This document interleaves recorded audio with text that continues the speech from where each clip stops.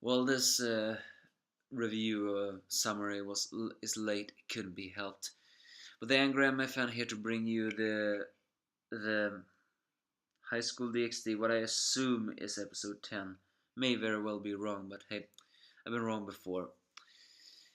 The fighting finally starts. How is the fighting? Well, the fighting is quite short in these episodes, so I don't really know if it felt that good, but that's just me. Either way, in this one, the teams begins to face off against each other. The first one is Baruka Furkas, a knight of Sayabog, who faces off against Kiba. While it does look like this guy will have an advantage, especially since his horse taming allows him to even create illusions, and he is incredibly fast. Kiba shows a new balance break that is not from his sword of betrayer, but from his blade blacksmith. And with that defeats him. With that, there is the first victory goes to uh, Rias Gremory's team. Next up is Liban Kroshel, a knight from Sayabog, and Gondola Balam, who looks like a golem. Liban actually is just a blonde man. Baruka was a knight, quite literally, clad in armor and all that stuff. Faces off against Rolls Weiss and Koneko.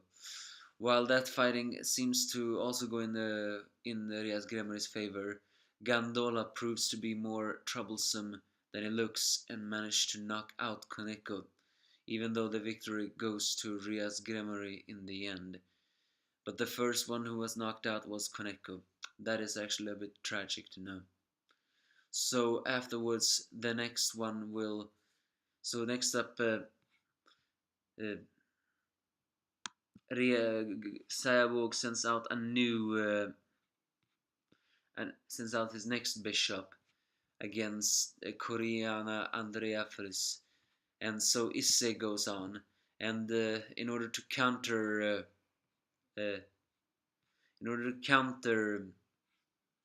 Isse's bile etchy moves, she is even intending to take off her underwear first, but apparently Isse has a little pride of not you must take off your bra first, not your underwear.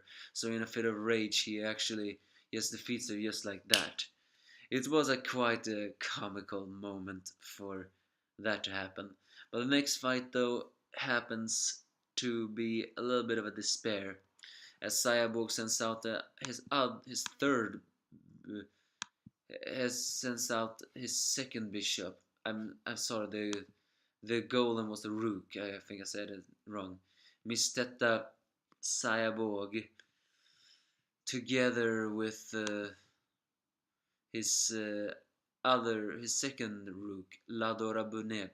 Ladora Bunet has an appearance of a very lanky and I want to say poor looking man that actually can change into a western dragon form. He comes from a clan that can change into dragons. And what can we else say about Mistetta? Well, nothing more than that he has a feminine voice, but his Secret Gear allows him to cancel out others' Secret Gear. They are facing off against Zenobia and and Gaspa. As the team cheers for them, things takes a turn in the favor of Cyborg's team when they seal Zenovia's Secreto Gear. So in order to protect the Zenovia, Gaspa, against her will and even Rias Grimmer's will, becomes, I want to say bait, but stands strong in order to protect her and while hiding her until the curse has been removed.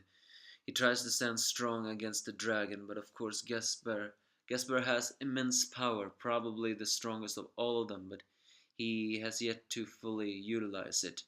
So he gets knocked out, all the while remembering Issei's words that a man of the Gremory clan has to have will, has to have strength, and has to fight. Seeing that scene is actually a bit painful, although Gesper is far from the favorite character. It's pretty sweet that Isse's words still linger there. Gasper, just wanted to be useful here and prove that even he can defend his members. But of course, this is not exactly how they wanted it to happen. But in the end, it did happen like this, so to speak. So, alas, Gasper gets retired, but the curse is officially broken on Zenovia. With tears in her eyes, with newfound resolve, she gathers the superpower into Durandal X and manages to knock out both of Cyborg's teammates, giving Rias Gremory the victory this again. The real shock, however, in the end is that uh, Cyborg sends out his queen, Kushia Abaddon, while Rias sends out her queen, Akino, that despite sending out a whole lightning, is useless against Kushia's whole, who, while she shows a very deep sense of arrogance and immediately redirects it, making Akino retire. They defeated the queen of Rias Gremory that quickly.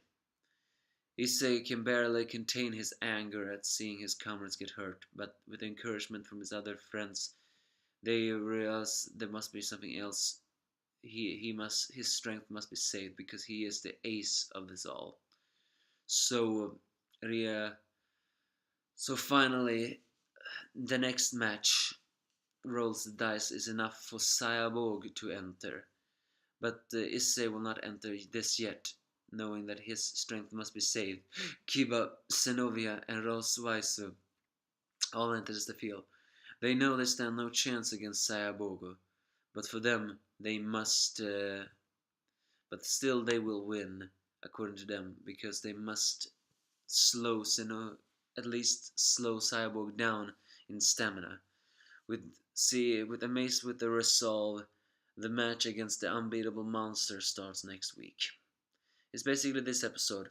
A lot of the different fights, although I have to feel they felt a little short, so they didn't really feel that amazing as I hoped they were. But at least we finally got to see Cyborg's team.